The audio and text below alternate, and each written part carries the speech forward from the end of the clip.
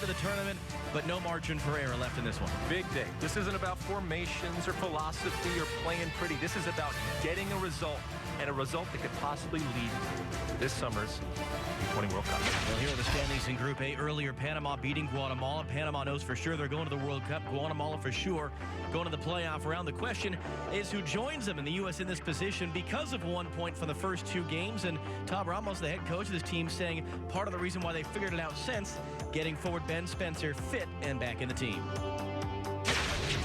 Well, you know, Ben came into the tournament a little bit injured, so we knew that we couldn't use him too much in the first couple games. And as he came onto the team and as he became ready, we were able to change into the type of play that we wanted to have. So, you know, Ben is good now, and he gives us a lot up front, and because he's a target forward, it's important to play for him a little bit. And Alexi is part of a U.S. team that for the first time in the tournament unchanged from their last game. I love a tall, strong center back, and that's what Cameron Carter-Vickers is. He's on the books over at Tottenham, 17 years old, but he's not playing like a 17-year-old. And the guy that's scoring all the goals for the U.S., Romain Gall, 5 goals. Columbus product right now. Well, for Trinidad and Tobago forced into 2 changes because of suspension, including their leading scorer. Got a couple of kids in this team, though, with U.S. ties. Yes, goalkeeper Johan Welsh from Houston Dynamo Academy. Loves to play with his feet, but sometimes it gets him into trouble. And up top, Dwayne Muckett from USF, South Florida.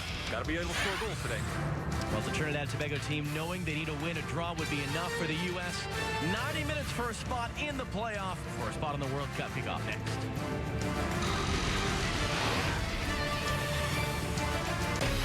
From the heart of a United Kingdom, Scotland's finest square off. As the drama unfolds, destiny will be decided.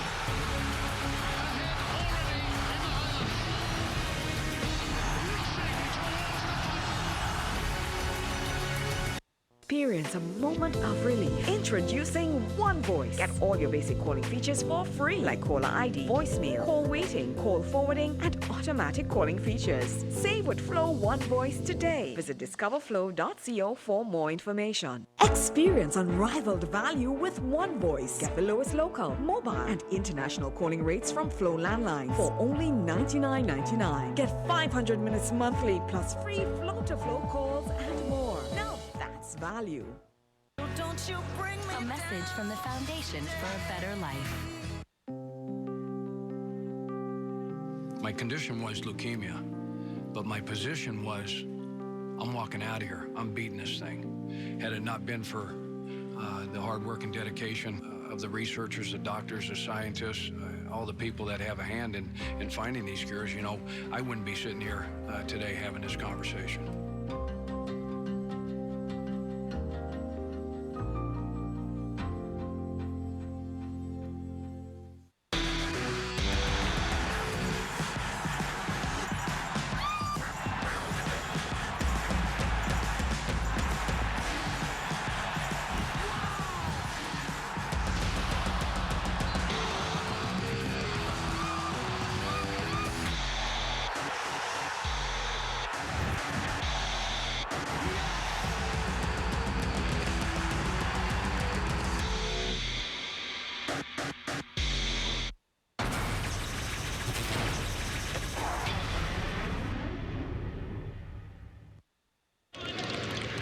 John Petey of Panama is the man in charge of this one. One of the teams will advance for a shot at the World Cup. Someone will have their hopes dashed in the next 90 minutes as we're underway. It's the United States in white, Trinidad and Tobago in red. And Alexi, at the very least, it's a good developmental experience for these players, young though they are, to have this type of high-stakes game. Absolutely. Look, what's the reason we watch these games? We watch these games for the promise of tomorrow, the potential that we are watching an individual or maybe a couple of players that could graduate on to higher national teams and possibly to the full national team at some point, see them playing in a World Cup. Are there players like that? I believe so, but they have to get experience, and there's no better experience than going to a World Cup and getting that type of competition or playing in a game like this where there are high stakes. They have to get a result. Early free kick after Russell Knuth gave away the foul, and John P.T., our referee, just resetting. News of Hoffenheim in Germany, and he was booked for that. The opening seconds of the game. Ensuing free kick straight up in the air from Shaquille Moore. Trying to reset was Leland Archer, the center back for Trinidad and Tobago, and attacked out of there. The U.S. does have 3 players in this game who are on a yellow card suspension, though Canus is not one of them. And you see immediately Riquelme wanting to go quick with the throw. Up ahead for Bradford Jamison, the 4th of the LA Galaxy. That's cleared back out. Well, this is a long-running series between these two teams. 14th meeting at a CONCACAF Under-20 Championship. More than any other opponent for the U.S. in their group down in Jamaica. 9 wins of the previous 13 for the U.S. They are unbeaten in the last 6 meetings against Trinidad and Tobago going back to 1990.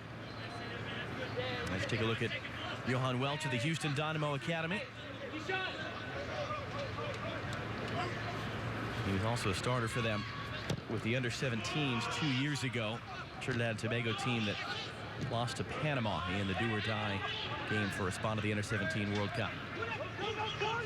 Knocked down from Matthew Ruling and wide for Akeem Andrews of Trinidad and Tobago. Early cross for him.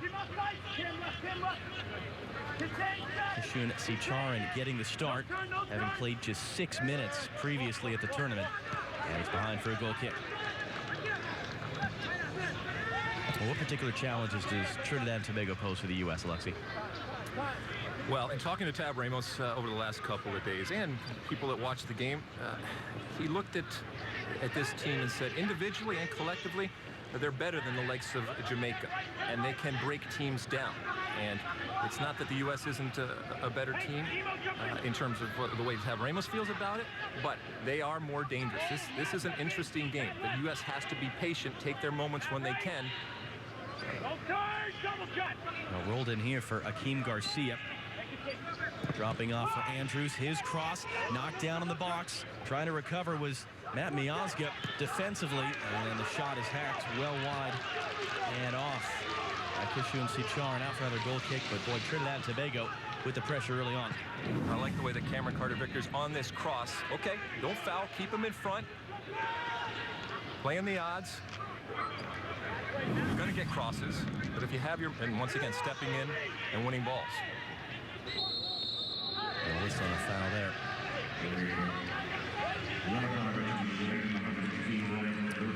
Perhaps part of the reason, too, look at Tab Ramos, who you mentioned, having spoken to his second cycle with these under-20s, got into the World Cup 2 years ago. Of course, played in 3 World Cups himself as a player. Ben Spencer thought he had that knockdown for a moment. Shannon Gomez goes for a tumble, no foul. Bradford Jamison has it back. Jamison shot, not enough behind it, and a comfortable stop for Welch. Well, Trinidad and Tobago, in their last game, lost to Panama 1-0. They were under the impression, Derek King included, their head coach, that they were essentially eliminated at that point. They thought goal differential was the primary tiebreaker. They thought they'd have to beat the U.S. by 5 goals to advance to the playoff round. Well, then on Monday, the secretary of the Trinidad and Tobago Federation, who was in Jamaica for a CONCACAF event, called Derek King and told him no, in fact, head-to-head is the primary tiebreaker. So if Trinidad and Tobago were to win this game, they would vault over the U.S. into the knockout stage, the playoff round. It was a huge sense of joy and relief for a team that for a while thought they were out, and now have second life, and now with an attacking free kick on the wing.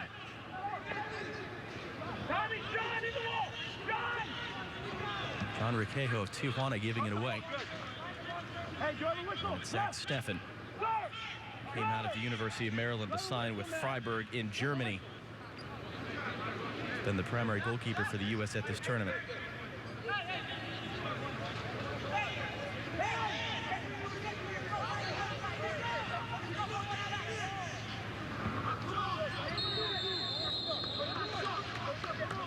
It's Matthew Ruling who sends it in, easily headed away.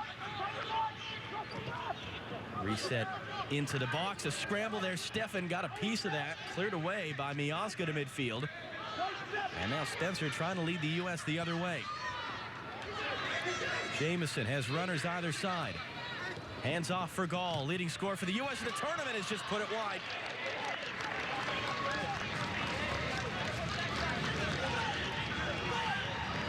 5 goals in his last 2 games for the U.S. Romain Galt off target here. And action at both ends. And what I like about this is, all right, there was a mistake. The other end, free kick comes in, it recirculates. You almost have to pay for it. But there was a recognition. Okay, there's space, and boom, immediately 1, 2, 3 passes with speed, with direction, and an opportunity.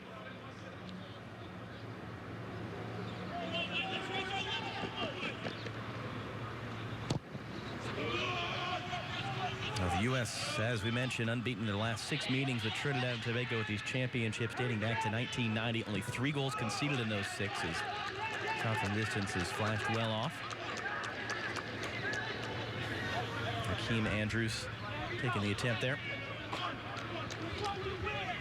When we talk about youth teams and we talk about development and the evolution of players and teams, a lot has been made of the switch to the 4-4-2, which has to be said has been successful. You heard players and Tab Ramos himself talk about how much more comfortable this team is playing in that. And this was by design. They were going to switch in the middle of this tournament.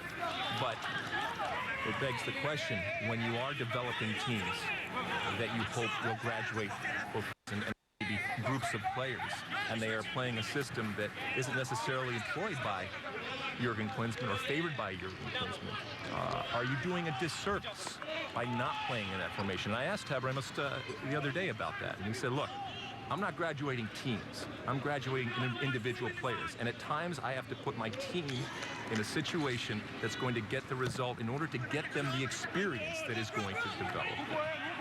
And this is a debate that goes on all the time about vertical integration and playing all the same way. And he said, well, with the national team, it's a little bit different in terms of how they're going about it. He actually prefers a 4-3-3. But he recognized that this group of players that he has is much more comfortable in a 4-4-2, and getting the opportunity to go to the Under-20 World Cup is more important than standing on principle and playing in a formation that they're not comfortable. And certainly the change in formation has been a part of the 2 straight wins for the U.S. after the struggling start of Trinidad and Tobago with the ball now. Akeem Garcia trying to get that cross away. Appeals for a corner there, but it's going to be a goal kick.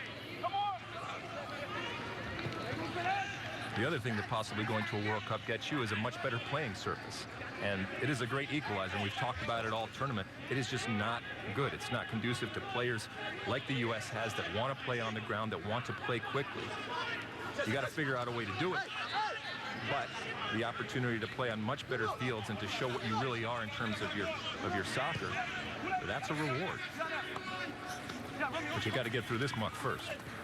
Vaquejo gets the return from Galt. Bit of a heavy first touch, though, and Martian Watson able to clear it out. Matthew Wu-Ling, who's making just his 2nd appearance at this tournament.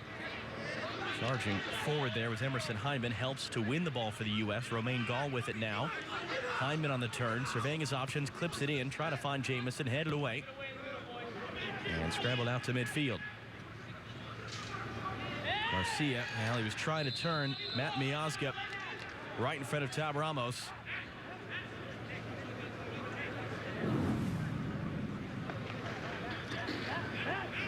Yeah, he knows he's beaten.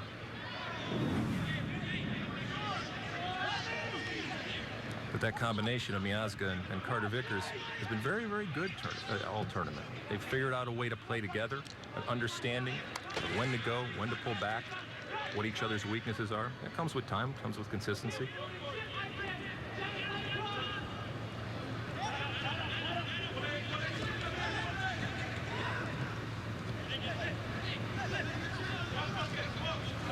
Now Spencer dropping deep to help keep possession.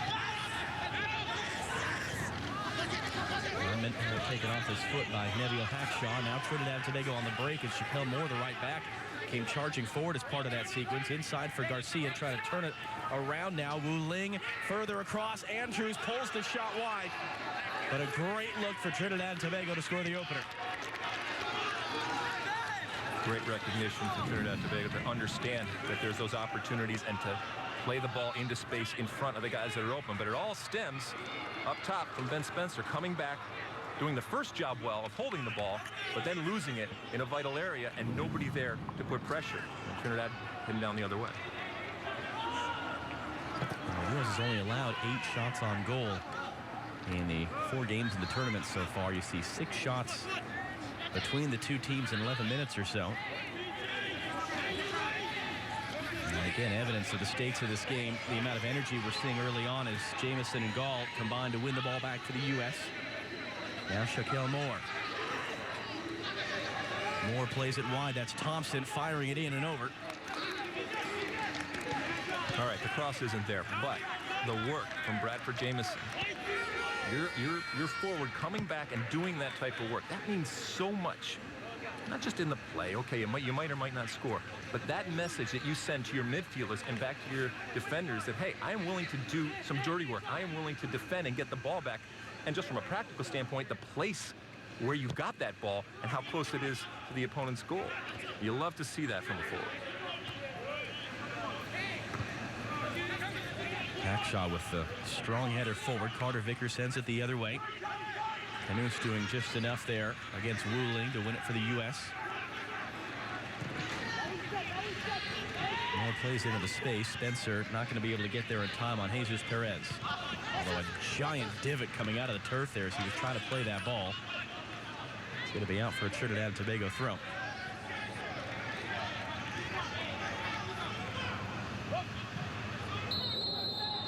And a whistle and a foul there. Given against Cameron Carter Vickers. Really intriguing player for the U.S. at this tournament. Son of a former NBA player with the U.S. just fairly recently discovered. He's with the Tottenham Hotspur under-18s. Joined them in August. 17 years old, one of the youngest players of the tournament, but has been their regular starter at center back. And he's got that great combination of a Gucci Onyewu, the force of a Gucci Onyewu, but also with an Eddie Pope thrown in there in terms of his composure on the ball. Matthew Wuling once again sends this into the box. Header takes a deflection. You see the appeals for handball. Stefan comes out to grab it. Referee John Peaty didn't seem to be terribly impressed.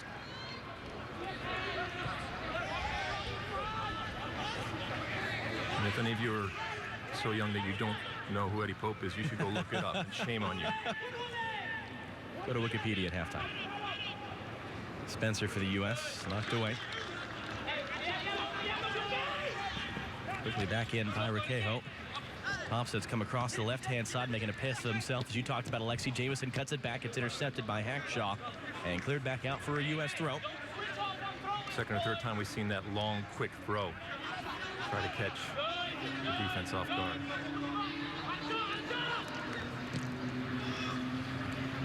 Raquejo back from Heineman.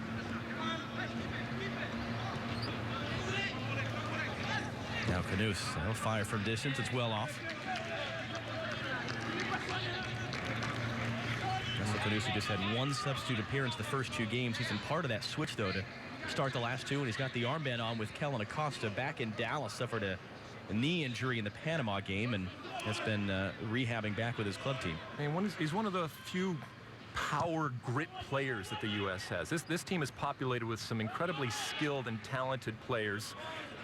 Not a lot of big players, not a lot of force in that midfield. And so when you have Knuth in there to apply that grit, to apply that power and force, it helps out a lot and gives other players opportunity to do what they do so well.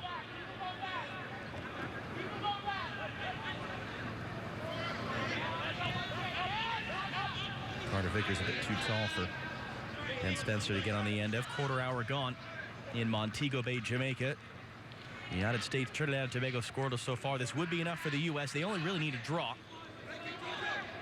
The winner of this game goes into the playoff round for a 1-game shot at the Under-20 World Cup. That'll come against an opponent to be determined on Saturday.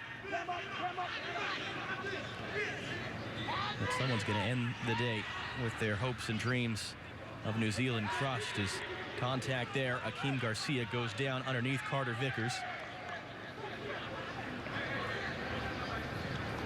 Well, I asked Tab if they would play for the draw. He said, absolutely not. He said, Alex, you know me. I'm not going to play for the draw. They're not going to be dumb in the way that they play, but they're certainly not going to play for the draw. And he did mention the fact that it is very hot down there, and finishing as high as you possibly can for him and for the team could make a difference, because they could actually play a game later on in the day by the higher that they finish up.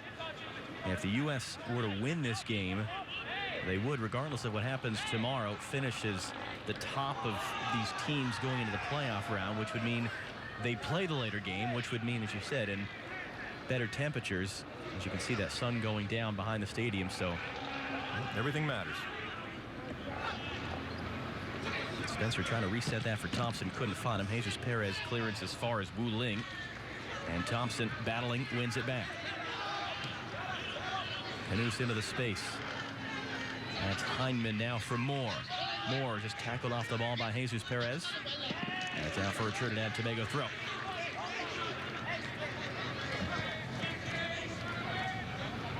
We talked about the collection of talent that Tabaramos has at his disposal on this team. And sometimes coaching is as much about not coaching as it is about coaching. I was asking about Tommy Thompson, who an undeniable talent, and he does things that other players don't. But Tab was really quick to say, there's a point where I don't want to do too much. I don't want to tell him to do too much. You know, don't think, mate. Do what you have to do. And you have to have a special type of coach to be able to do that, to get the best out of a player with undeniable talent. Now, his final pass has to be there and certainly has to improve, but we've seen him already in this tournament do some things with the ball that are exciting, the type of things that you pay money to see. Well, Thompson, who was the San Jose Earthquakes' first ever homegrown player, son of a former U.S. international. His dad, Greg, 12 appearances for the U.S. in the mid-'80s. Big feature on Tommy Thompson and his family on the U.S. Soccer website earlier today. Put forward by Miazga of the New York Red Bulls, and that's going to be past everyone.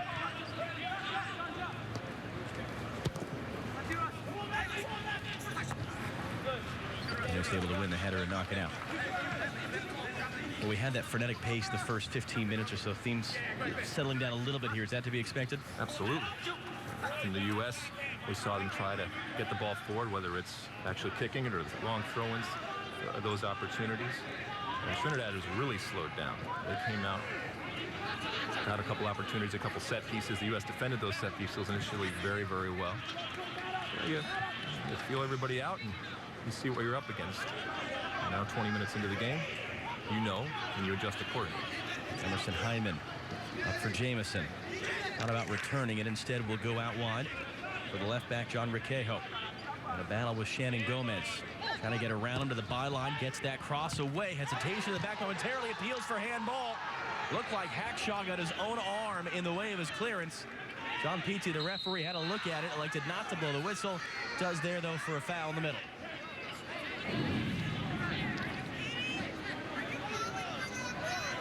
Should that be a penalty? No.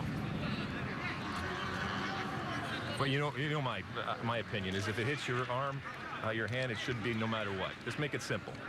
And if you have to play as a defender with your arms behind your back, it's another story. It's another conversation for another day. But as the rule currently is written and interpreted, not a penalty for you. Well, was that in a natural position for you? When you're clearing the ball like that? I can make an argument that it was.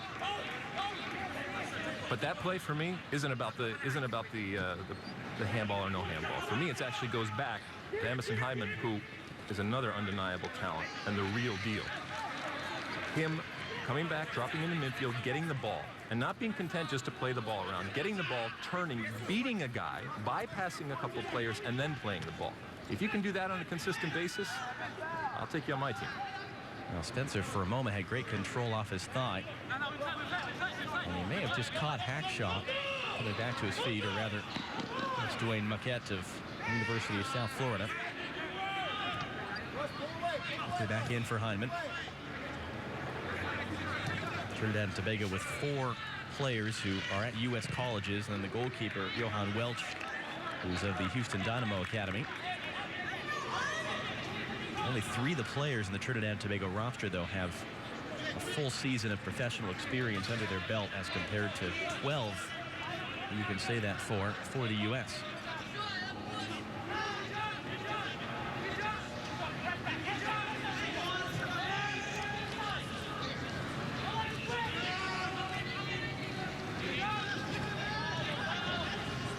Hyndman for Moore. Good little move to get away. Gilmore's cross is deflected in behind for the U.S.'s first corner of the game. You see Hyman getting involved in the game, getting that rhythm and that music and that flow that he loves to have so much. We talk about Michael Bradley for the U.S. national team. They call him the general. Hyman, for me, is the little general here in the way that he goes about his business. And he's not a big guy. And watch when he hits this ball. We've already seen it this tournament. Love it. Drives it right on top of the 6-yard box, headed across by Archer. Thompson battling with Gomez. And gives away a free kick. And the reason why I say I love that ball, that corner kick, the way that he hits it, there's a number of different ways. You can spin it, you can curl it and do all that, but for me, it's always best when you do have big guys that are coming up to be able to hit that flat ball. Marco Echeverria used to hit that perfect flat ball with the straight backspin. It's so much easier to judge. Okay, it's easier for a defender to judge too, but for me, you got to get opportunities for your players to score goals on set pieces. And the way that he hits the ball, well, must be nice to be on the other end of it because you know it's consistently coming. Matt Miazga charging through to head that one away.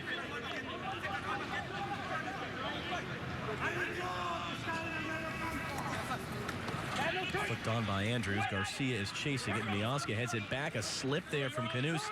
Able to recover, though, and get the touch to find Romain Gall. Quickly ahead. Too far for Jamison. But a good defensive recovery there.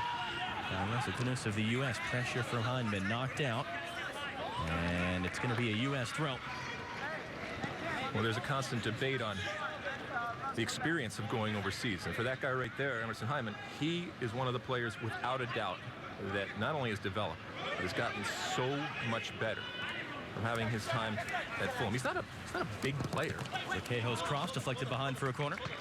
But he plays big. He has gotten